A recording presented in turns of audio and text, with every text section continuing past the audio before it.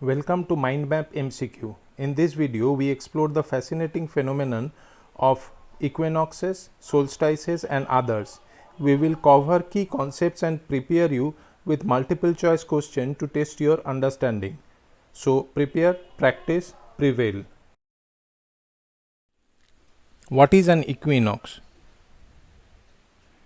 A. The longest day of the year. B. The shortest day of the year. C.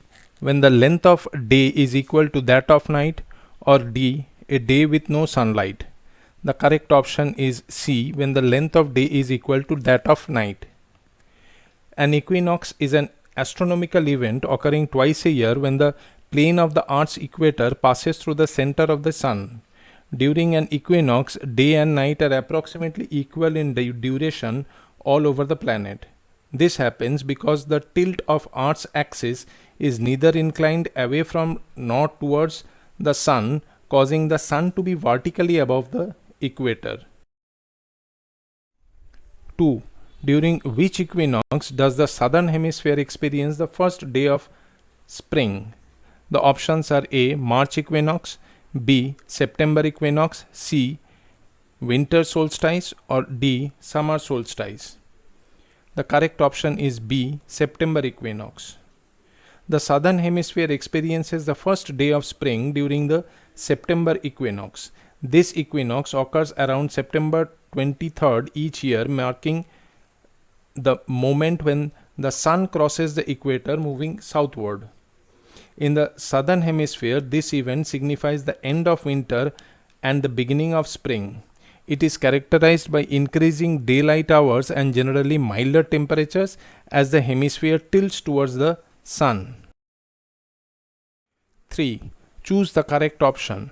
Tropic of Cancer is in the northern hemisphere at 23.5 degrees, the southern hemisphere at 23.5 degrees, the northern hemisphere at 33.5 degrees, the southern hemisphere at 33.5 degrees.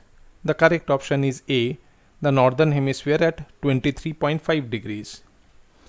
The Tropic of Cancer is located at a latitude of 23.5 degrees north. This imaginary line marks the northernmost point on Earth where the Sun can be directly overhead at noon, which occurs during the June solstice. 4. What is the significance of the summer solstice in the northern hemisphere? A. Start of autumn. B. Equal day and night lengths. C. Shortest day of the year. D. The longest day of the year. The correct option is D. The longest day of the year. The summer solstice in the northern hemisphere around June 21st marks the longest day of the year and the official start of summer. The Sun is directly overhead at the Tropic of Cancer, resulting in maximum daylight and the shortest night. This event signifies the peak of solar energy above the Tropic of Cancer. 5. During which solstice does the Arctic Circle experience 24 hours of daylight? A. Winter solstice. B. Autumnal equinox. C. Vernal equinox. D. Summer solstice. The correct option is D. Summer solstice. The Arctic Circle experiences 24 hours of daylight during the summer solstice, which occurs around June 21st each year.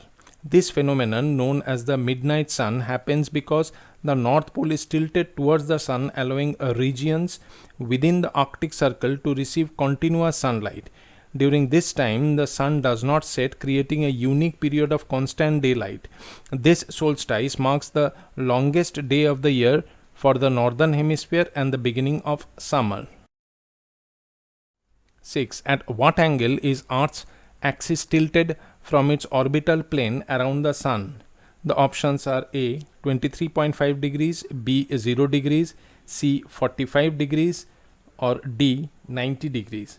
The correct option is A. 23.5 degrees. Earth's axial tilt of approximately 23.5 degrees is responsible for the seasons and the occurrences of solstices and equinoxes. 7. In which season is Earth farthest from the Sun? A. The spring in the southern hemisphere, B. Summer in the southern hemisphere, C. Summer in the northern hemisphere, or D. Autumn in the northern hemisphere. The correct option is C. Summer in the northern hemisphere. Earth is furthest from the sun during the summer season in the northern hemisphere. This point in Earth's orbit is called aphelion, and it typically occurs around early July. Despite being at its greatest distance from the sun, the northern hemisphere experiences summer because of the tilt of Earth's axis, which causes longer daylight hours and more direct sunlight. Conversely, the southern hemisphere experiences winter during this time. 8. What phenomenon marks the start of spring in the northern hemisphere? A. September equinox, B. March equinox, C. June solstice, D. September solstice. The correct option is B. March equinox. The start of spring in the northern hemisphere is marked by March equinox. This phenomenon typically occurs around March 20th or 21st each year. During the March equinox, the sun crosses the equator, moving northward, resulting in nearly equal daylight and nighttime hours. It signifies the end of winter and the beginning of spring, with increasing daylight and warming temperatures. This event is also known as the vernal equinox in the northern hemisphere. 9. What is celestial sphere? The options are A. The path that planets follow in the sky, B. The actual orbit of the Earth around the Sun, C. A real sphere surrounding Earth that holds stars and planets, D. An imaginary sphere used to map the position of celestial objects. The correct option is D. An imaginary sphere used to map the positions of celestial objects. The celestial sphere is an imaginary vast sphere surrounding the Earth, onto which all celestial objects such as stars, planets, and constellations are projected. It is a useful model for astronomers to map the positions and movements of objects in the sky. The sphere has key reference points including the celestial equator, celestial poles, and the ecliptic, which help in locating celestial objects and understanding their apparent motion as observed from Earth. 10. Which of the following points on the celestial sphere corresponds to the point directly above an observer's head? The options are A. Zenith, B. Horizon, C. Celestial equator, or D. Celestial pole. The correct option is A. Zenith. The zenith is the point on the celestial sphere that is directly above an observer's head. It is unique to each observer's location and changes as one moves. The celestial equator is the projection of Earth's equator onto the celestial sphere. The celestial poles are the projections of Earth's poles, and the horizon is the line where the sky appears to meet the ground. 11. What is the significance of the celestial equator on the celestial sphere? A. It marks the path of the sun over a year. B. It divides the celestial sphere into northern and southern hemispheres. C. It is the point where the ecliptic intersects the celestial sphere. Or D. It represents the path of the moon. The correct option is B. It divides the celestial sphere into northern and southern hemisphere. The celestial equator is the projection of the Earth's equator onto the celestial sphere. It serves as a reference line that divides the celestial sphere into northern and southern hemispheres. This division is similar to how Earth's equator divides the Earth itself. The ecliptic is the apparent path of the sun over a year, not the celestial equator. The points where the ecliptic intersects the celestial equator are equinoxes, and the celestial equator does not represent the moon's path. 12. Which point on the celestial sphere is directly opposite the zenith? The options are A. Horizon, B. North celestial pole, C. Nadir, or D. South celestial pole. The correct option is C. Nadir. The point on the celestial sphere directly opposite the zenith is called the nadir. It lies directly below an observer's feet and is the lowest point in the sky from their perspective. While the zenith is the highest point above an observer, the nadir is its direct counterpart situated on the celestial sphere's opposite side. 13. What does the term ecliptic refer to on the celestial sphere? A. The path of the moon around the earth. B. The apparent annual path of the sun across the celestial sphere. C. The circle representing Earth's orbit around the sun. D. The line dividing the celestial sphere into two hemispheres. The correct option is B.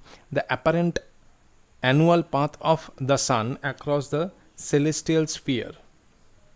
The term ecliptic refers to the apparent annual path that the sun traces across the celestial sphere as observed from Earth. It represents the plane of Earth's orbit around the sun. The ecliptic intersects the celestial equator at 2 points known as the equinoxes and is tilted relative to the celestial equator by about 23.5 degrees. This path is crucial for understanding the positions and the movement of the sun, the planets, and the zodiac constellations throughout the year. 14. What is the primary reason for the difference in temperature between summer and winter? The options are A. Differences in the angle of sunlight. B. Variation in Earth's distance from the sun. C. Changes in Earth's atmospheric pressure. Or D. A rotation of Earth on its axis. The correct option is A. Differences in the angle of sunlight. The primary reason for the difference in temperature between summer and winter is the tilt of Earth's axis relative to its orbit around the sun. During the summer, in a particular hemisphere, that hemisphere is tilted towards the sun, receiving more direct sunlight and longer daylight hours. This results in higher solar energy absorption and warmer temperatures. In contrast, during winter, the hemisphere is tilted away from the sun, leading to less direct sunlight, shorter days, and lower temperatures due to reduced solar heating. What does the analemma represent in astronomy? A. The path of the moon around the earth. B. The path of a planet through the zodiac. C. The trajectory of a comet passing near the sun. D. A figure of 8-shaped curve representing the sun's position in the sky at the same time of day over a year. The correct option is D.